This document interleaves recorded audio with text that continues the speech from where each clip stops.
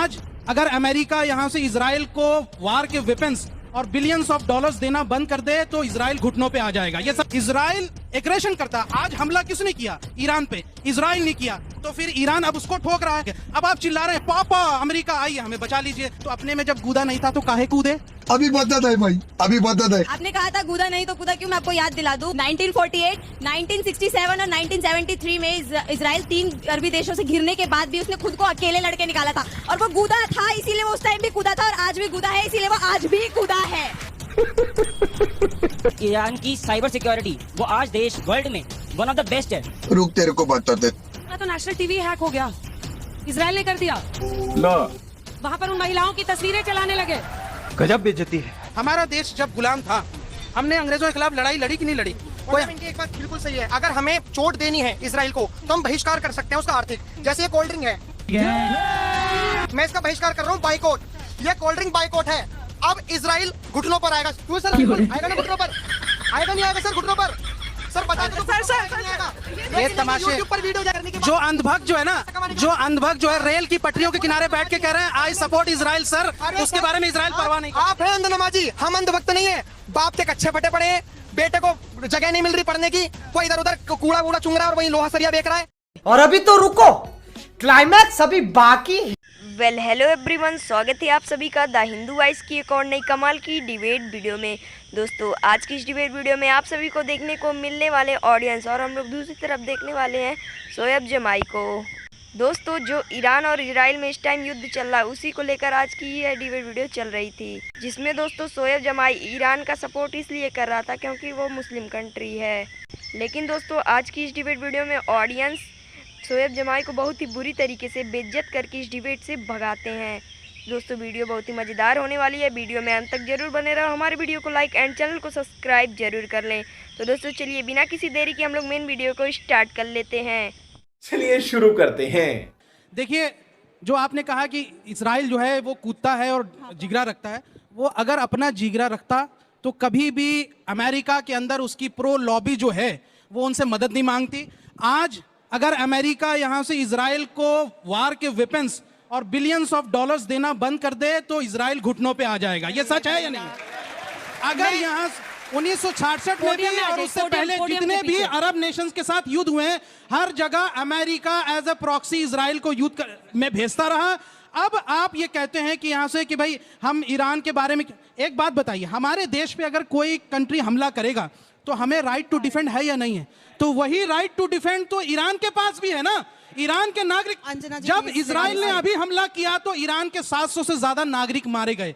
हर country को हक है अपने नागरिकों की हिफाजत करना। आज जो इजराइल बम बरसा रहा है तब आप रोने लगे कि यहां से 300 मिसाइलें डाल रहे हैं, 400 मिसाइलें डाल रहे हैं। अरे ईरान के पास गूदा है, उसके पास दम है। रुको जरा, सबर करो।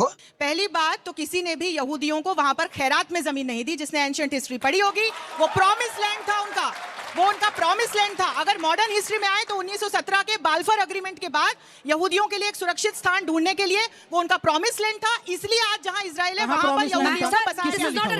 Let me complete please, let me complete. दूसरा फैक्चुअल करेक्शन ये कि बार बार यहाँ इजराइल को अग्रेसर देश बोला जा रहा है। 7 अक्टूबर की दरमियानी रात किस आतंकवादी संगठन ने इजराइल की महिलाओं और बच्चों पर हमला किया था? आप मुझे ये बताइए। तो इजराइल कहां से अग्रेसर देश हो गया? और जब ईरान हुतीज, हिजबुल्लाह और अन्य प्रॉक्सीज के माध्यम से इजराइल पे हमले करवाता है, फंडिंग करता है, इक्विपमेंट देता है, अपने ट्रेनिंग करवाता है आतंकवादी संगठनों की, तो फिर आप बताइए कि अग्रेसर ईरान हुआ या अग्रेसर इजराइल? Thank you. देखिए चूंकि भारत एक शांति प्रधान देश है, हम पूरी दुनिया को, विश्व को जो है शांति का पाठ पढ़ाते हैं, तो हमें अपना साइड चूज करने के लिए पहले इन बातों को जानना जरूरी है कि कौन अग्रेसर है और कौन रेस्ट्रेंट कर रहा है। जब से इजराइल अपने वजूद में आया तब से 70-75 सालों के इतिहास में आप देखेंगे उसने जॉर्डन से लड़ाई की, उसने सीरिया के गोलान हाइट्स पे लड़ाई की, उसने तमाम अपने नेबरिंग कंट्रीज पे जो है उसने अग्रेशन किया, इन्वेड किया, लेकिन ईरान किसी और कंट्री को इन्वेड नहीं किया। अच्छा, ईरान अपने यहाँ जो न्यूक्लियर यहाँ से जो फ्यूजन चल रही है या फिर न्यूक्लियर प्रोग्राम चल रहा है, उसने कभी भी बम बनाने की कोशिश नहीं की। ये इंटरनेशनल एटॉमिक एनर्जी कहती है और ये तुलसी गबार्ड ने भी यहाँ से पिछले दिनों कांग्रेस में जाकर के कहा। लेकिन ईरान के, इजराइल के पास एटम बॉम्ब है। ईरान इजराइल जो है अपने यहाँ कोई न्यूक्लियर प्रोलिफरेशन ट्रीटी होने नहीं देता। ईरान कभी भी इंस्पेक्शन करने नहीं देता कि उसके यहाँ कितने बॉम्ब है और वो किस लिए इस्तेमाल कर रहा है। इसलिए जो इन बातों को छुपा रहा है वो तमाम रीजन के लिए डिस्टेबलाइज करने के लिए, उस पूरे विश्व शांति के लिए खतरा है, वो एग्जिस्टेंशियल थ्रेट है अपने नेबरिंग कंट्री के लिए। इसलिए हमें ईरान के साथ जाना चाहिए। कौन है ये पागल आदमी? इजराइल एग्रेशन करता। आज हमला किसने किया? ईरान पे, इजराइल ने किया। तो फिर ईरान अब उसको ठोक रहा है। अब आप कह रहे हैं कि एश्कोलोन में, तेल अवीव में, बेरशेवा में आप हमें मार रहे हैं, क्यों नहीं? एक सॉवरेन कंट्री को हक है कि अगर आप हम पर हमला करेंगे, हमारे न्यूक्लियर फैसिलिटीज पे हमला करेंगे, तो हम आपको रिटेलिएट करेंगे। अब आप चिल्ला रहे हैं पापा अमेरिका आइए हमें बचा लीजिए। तो अपने में जब कूदा नहीं था तो काहे कूदे? अभी बदत है भाई, अभी बदत है। आपने कहा था कूदा नहीं तो कूदा क्यों? मैं आपको याद दिला दूं, 1948, 1967 और 1973 में इजराइल 3 अरबी देशों से घिरने के बाद भी उसने खुद को अकेले लड़के निकाला था। और वो कूदा था, इसीलिए वो उस टाइम भी कूदा था और आज भी कूदा है, इसीलिए वो आज भी कूदा है। ये हुई ना बात। और दूसरा सवाल मेरा ये आपसे है कि अगर ईरान अपने सुरक्षा के लिए लड़ता है तो वो आत्म सुरक्षा हो जाती है, और इजराइल लड़ता है तो वो आतंकवाद हो जाता है। ये कैसा न्याय है सर? शाबाश बेटा। इंडिया में बीजेपी पार्टी को अगर सबसे ज्यादा कोई मुस्लिम सपोर्ट करता है तो वो है शिया कम्युनिटी, और ईरान में शिया कम्युनिटी सबसे ज्यादा है। जो आदमी ईरान की मुखालफत करता है खड़े होकर, वो उस शिया कम्युनिटी को कहीं ना कहीं ठेंगा दिखाने का काम कर रहा है। यह समझने की बात है। हमारे लिए जो कम्युनिटी सही है, अच्छी है, हम उसको ठेंगा क्यों दिखाएं भाई? फैज खान ने शिया कम्युनिटी को बदनाम करने की और उनको नीचा दिखाने का काम किया है। रुक तेरे को बताते तेरी। ईरान कोई कच्चा खिलाड़ी नहीं है, अच्छी बात है, कच्चा खिलाड़ी नहीं है, लेकिन हमको सबसे पक्का खिलाड़ी भारत को ही बनाना है। इस बात को ध्यान रखना है और भारत का हित किसमें है इस बात को हमें सोचना है। और फिर से कह रहा हूं, व्हाट्सएप वाला फेक नैरेटिव यहां पर ना चलाएं। अंजना जी, मैं निवेदन करना चाहता हूं, जब भी हमारे देश की मजबूती की, इज्जत की, अजमत की बात होती है ना, तो ये हमारे सैनिकों को जाति में तोड़ने लगते हैं, संप्रदाय में तोड़ने लगते हैं, और अभी पूरी बेशर्मी से शिया और सुन्नी के बीच में तोड़ने लगे। शर्मानी चाहिए। शिया हो, सुन्नी हो, हिंदू, मुस्लिम, सिख, ईसाई, बौद्ध, पारसी, जैन, बहाई, जब देश की प्रतिष्ठा पर बात आएगी तो सब मिलकर लड़ेंगे। यदि ईरान हमारे पक्ष में, मैं ईरान जिंदाबाद के नारे लगा दूं, तुम यहाँ ईरान का झंडा लगाते हो, कोई बांग्लादेश का, कोई पाकिस्तान का, और गाजा का तो ऐसे लहराते हैं जैसे इनका देश है। अरे बाप रे, ये तो धोती खोल रहा है। लेकिन याद रखना, गाजा में तुम एक भी भारत का झंडा दिखा दो, वो भारत का झंडा नहीं लहराएंगे, ईरान वाले भारत का झंडा नहीं लहराएंगे। और जो इजराइल हर साथ नेतन्याहू आके सैल्यूट करता है हमारे हाइफा चौक में आकर, हम उसके विरोध में बोले। वाह वाह वाह, यहूदियों का फेसबुक, इंस्टाग्राम, व्हाट्सएप इस्तेमाल करके उन्हीं के खिलाफ मैसेज भेजे। वाह। मैम, आपसे मेरा सवाल ये है कि आपने बोला कि ईरान और इजराइल की मिलिट्री पावर है, बहुत डिफरेंस है। मैम, मैं ये पूछना चाहता हूँ कि ईरान के बाद जो जियोपॉलिटिकल पावर है, जो उसका हॉर्मोज कॉरिडोर है, जिससे वहाँ से 20% ऑयल जा रहा है पूरे देश, पूरे दुनिया का, अगर जंग होती है तो ईरान उसको आज ही रोक सकता है चाहे तो। और मैम, ईरान की साइबर सिक्योरिटी, वो आज देश वर्ल्ड में वन ऑफ द बेस्ट है। उनका तो नेशनल टीवी हैक हो गया, इजराइल ने कर दिया। वहां पर उन महिलाओं की तस्वीरें चलाने लगे, उनके नेशनल टीवी पे उस आंदोलन की तस्वीर चलने लगी जहां पर औरतें बाल कटा रही थी। क्यों? क्योंकि उनको हिजाब पहनने के लिए मजबूर किया जा रहा था। हाँ भाई, कैसी लगी? आगे स्वाद। यहाँ पर अगर देखा जाए तो इजराइल जिस तरीके से आतंकी संगठन के खिलाफ है, और भारत भी खुलकर आतंकी संगठन के खिलाफ है, चाहे ईरान में आप देखिए हिजबुल्लाह, हमास ने को जिस तरीके से प्रिजर्व किया। देखिए, आप मुझे बताइए कि 1948 से पहले इजराइल नाम का कोई कंट्री था क्या? नहीं, मेरे को बताइए भाई प्लीज। 1915 में तो नहीं, 55% ब्रिटिश ने दे दिया था। अरे 1948 से पहले यूनाइटेड नेशन में इजराइल नाम की कोई कंट्री थी? नहीं थी ना।